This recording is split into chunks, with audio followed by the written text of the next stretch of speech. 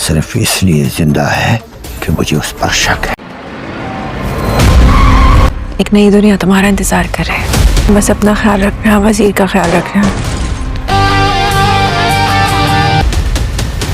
इंसान गुनाह करते हुए ये भूल जाता है मैं तुम्हारे पैर पड़ता हूं कि वो गुनाह उसके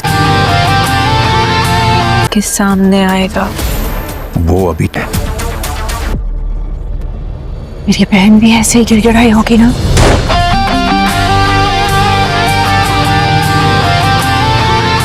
प्रोमो को देखकर लगता है कि आने वाली किस्त में कहानी अपने सबसे खतरनाक मोड़ पर पहुंचने वाली है। वजीर की जिंदगी खतरे में पड़ सकती है, जबकि माजी में किए गए गुनाहों का हिसाब शुरू होने वाला है।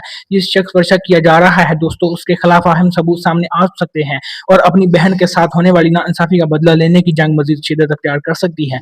इम्कान है कि अगली किस्त में कई हैरान कुन राज बेनकाब होंगे, दुश्मनों के असल चेहरे सामने आएंगे और एक ऐसा फैसला होगा जो पूरी कहानी का रुख बदल देगा।